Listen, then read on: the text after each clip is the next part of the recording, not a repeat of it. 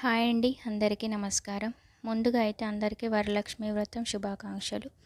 ముందుగా అయితే నేనైతే మార్నింగ్ లేచేసి ఇలాగా ముగ్గు అయితే వాకిట్లో కర్ణాటక స్టైల్లో, మేము ఉండేది బెంగళూరులో కాబట్టి కర్ణాటక స్టైల్లో ముగ్గు అయితే వేశాను. వాళ్ళు ఇలాగే వేస్తారు ఇక్కడ సైడ్ కర్ణాటకలో. బెంగళూరులో ప్రతి ఇల్లు ఎక్కడ చూసినా కూడా ముగ్గు అయితే ఇలాగే వేస్తారు. ఇది మన వైట్ పిండిలాగే ఉంటుంది.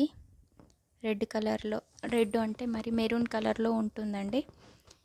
రెండు కలిపి వైట్, ఈ ముగ్గు రెండు కలిపి వేస్తారు. స్టార్టింగ్లో చూసినప్పుడు నేను కూడా ఇలా వేస్తారేంటి ఇక్కడ అనుకునేదాన్ని. పొద్దు నాకు కూడా అలవాటైంది. ఇలాగైతే ముగ్గు వేసేసాను. దాని తర్వాత ముందుగా అయితే ఈజీగా అయ్యే ప్రసాదాన్ని బెల్లం పరమాన్నాన్ని అయితే స్టార్ట్ చేసేసాను. ఇలాగా బెల్లం అన్నాన్ని అయితే మెత్తగా ఉడికించేసుకొని దాంట్లో అయితే బెల్లం పాలు వేసేసి మెత్తగా ఉడికించేసుకున్న తర్వాత దాని తర్వాత అయితే ఇలాగ డ్రై ఫ్రూట్స్ వేసేసుకొని పరమాన్నంలో వేసేసుకొని పరమాన్నం అయితే ఇలా కలిపేసుకున్న తర్వాత చాలా ఈజీ, తొందరగా అయిపోయే ప్రసాదం అయితే బెల్లం పరమాన్నం అండి. ఇలాగైతే పక్కన తీసేసుకొని పెట్టుకున్నాను బెల్లం పరమాన్నం అయితే. దాని తర్వాత నేనైతే పెసరపప్పు పరమాన్నానికి అయితే పెసరపప్పును ముందుగా ఉడికించేసుకున్న తర్వాత ఇలాగా ముందుగా అయితే ఉడికించేసుకున్నానండి. పెసరపప్పు పరమాన్నానికి ఇలాగైతే పెసరపప్పును ఉడికించేసుకున్న తర్వాత దాంట్లోకైతే ముందుగా నేనైతే రైస్ ఉడికించేసుకున్నానండి. దాంట్లో ఇదైతే వేసి మెత్తగా రెండు కలిసిపోయేలాగా కలిపిన తర్వాత దాంట్లో ఇలాగా రెండైతే కలిసిపోయిన తర్వాత మళ్ళీ కొద్దిసేపు పాలు వేసి అయితే మళ్ళీ ఉడికించేసుకున్నానండి. ఇలాగా పాలు పోసి అయితే మళ్ళీ అన్నాన్ని పెసరపప్పుని మళ్ళీ ఉడికించేసుకున్నాను. ఉడికించేసుకున్న తర్వాత దీంట్లోకైతే నేను షుగర్ వాడలేదండి. పరమాన్నంలో కూడా బెల్లమే వేశాను, దీంట్లో కూడా నేను బెల్లమే వేశాను.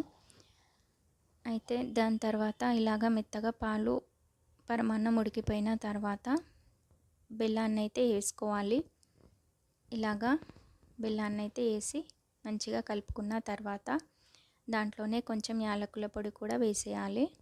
వేసిన తర్వాత ముందుగా మనం నెయ్యిలో వేయించుకున్నటువంటి డ్రై ఫ్రూట్స్ కూడా వేసేసి కలిపి ఈ పెసరపప్పు పరమాన్నాన్ని కూడా రెడీ అయిపోయిందండి. దాన్ని కూడా పక్కన పెట్టుకున్న తర్వాత ఇలాగా రెడీ అయిపోయిందండి. ఇది పెసరపప్పు పరమాన్నం. దీని తర్వాత నేనైతే ఇంకో ప్రసాదం, ఈ మొత్తం అయితే నేను 9 ప్రసాదాలు చేశానండి. దాని తర్వాత నేనైతే వడల ప్రాసెస్ స్టార్ట్ చేశాను. దాని తర్వాత ఇలాగ వడలు అయితే వేశాను. వడలు వేసిన తర్వాతనే ఈ వడల నుంచి ఆఫ్ తీసేసి అందులోనే నేను పెరుగు వడలు చేశాను. దాని తర్వాత నేను పోలేలకు రెడీ చేసుకున్నటువంటి పూర్ణాన్ని అయితే ముందుగా ఇలాగా చిన్న ఉండలుగా తయారు చేసుకొని దాన్ని మినపపిండిలో అయితే వేసేసి ఇలాగా పూర్ణం బూరెలు అయితే చేసుకున్నాను. ఈ పూర్ణం బూరెలు కూడా చాలా రకాలుగా చేస్తారు. నేనైతే ఈ విధంగా చేశాను. ఇలాగైతే పూర్ణం బూరెలు అన్ని నూనెలో వేయించేసుకున్న తర్వాత చాలా బాగా వచ్చాయండి. టేస్ట్ కూడా చాలా బాగున్నాయి. పూర్ణం బూరెలు కూడా అయిపోయాయి. నేనైతే అమ్మవారిని అయితే ఇలాగా రెడీ చేసి పెట్టుకున్నానండి. కలశం పెట్టాను, అలాగే గౌరమ్మను కూడా పెట్టుకున్నానండి. ఇలాగైతే రెడీ చేశాను. దాని తర్వాత ఇలాగైతే 9 రకాల ప్రసాదాలు అయితే తయారు చేశాను. పులుసన్నం చేశాను, పులిహోర చేశాను. దాని తర్వాత పూలెలు, వడలు, పెరుగు వడలు ఇలాగైతే తయారు చేశానండి. 9 రకాలు అయితే తయారు చేశాను. దాని తర్వాత మా ఫ్రెండ్స్ని అయితే పక్కన వాళ్ళనైతే పిలిచాను. మా పాప అయితే ఎంత అంటే చాలా అల్లరి చేస్తుంది. ఇంకెందుకంటే అందరూ వస్తే పిల్లలకి హడావిడిగా ఉంటుంది కదా, సంతోషంగా. దాంతో కొంచెం అయితే అల్లరి బాగా చేసిందండి. వీడియో కూడా తీయనీయలేదు, పక్క వాళ్ళు తీశారు. వాళ్ళని కూడా తీయనిస్తలేదు. నేనే తీస్తా వీడియో మమ్మీ అంటుంది. నీకు తీయరాదు బెట్ట అని చెప్తే కూడా వినలేదు. కొంచెం సేపు తనకి చెప్తే సరే అని వేరే వాళ్ళైతే ఇలా కొద్దిగా అయితే తీశారండి. ఫుల్గా అయితే వీడియో తీయలేకపోయాము. ఇలాగా హారతి ఇచ్చాము.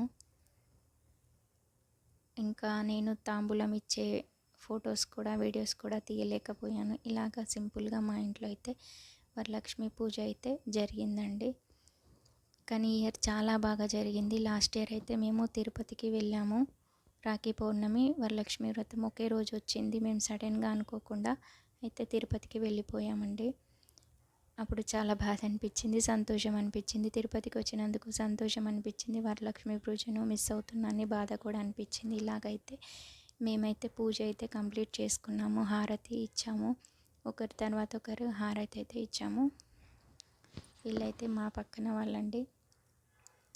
హారతి అయితే ఇచ్చేసాము. కంప్లీట్గా అయితే పూజ కంప్లీట్ అయింది సక్సెస్ఫుల్గా. చాలా అంటే చాలా సంతోషంగా అనిపించింది. పూజ బాగా అయితేనే మనకు సంతోషంగా ఉంటుంది. ఇలాగ ఒకరి తర్వాత మేమైతే ఒకరము హారతి ఇచ్చాము.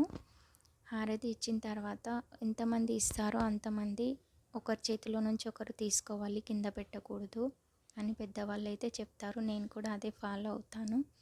నా తర్వాత అయితే తను తీసుకొని హారతి ఇచ్చేసింది. ఇలాగైతే పూజ కంప్లీట్ అయిందండి. పూజ అయితే చాలా బాగా అయింది. కానీ చాలా ప్రసాదాలు చేసేవరకే చాలా టైం పట్టింది. 9 ప్రసాదాలు ఈసారి అయితే నేనైతే అరటాకులో పెట్టాలనిపించింది. నాకెందుకో ముందు రోజు అన్నీ తెచ్చేసి పెట్టుకున్నాను. ఇలా అరటాకులో అయితే అన్నీ 9 ప్రసాదాలు అయితే పెట్టాను. చాలా బాగా అనిపించింది. సింపుల్గా అయినా సరే కానీ చాలా బాగా అనిపించిందండి. వచ్చిన వాళ్ళకు కూడా పసుపొట్టు అయితే ఇచ్చాను. నా ఛానల్ చూస్తున్న వాళ్ళైతే సబ్స్క్రైబ్ చేసుకోండి ప్లీజ్. ఇలా లాస్ట్కి అయితే ఫొటోస్ దిగామండి. నేను కూడా దిగుతానని మా పాప కూడా దిగింది. దాని తర్వాత వచ్చిన వాళ్ళం అందరం కలిసి ఫొటోస్ దిగాను. మమ్మీ నువ్వు నేను దిగుదామని ఒక ఫోటో దిగింది. వాళ్ళ ఫ్రెండ్స్తో దిగింది. ఈ వరలక్ష్మి వ్రతం అయితే 2 years బ్యాక్ వరలక్ష్మి వ్రతము 5 రకాలు చేశాను అప్పుడు ప్రసాదాలు. ఇవైతే 9 రకాల ప్రసాదాలండి. శనగలు కూడా పెట్టాను తాలింపేసి. 9 రకాలు చేశాను. చాలా అంటే చాలా సంతోషంగా అనిపించింది.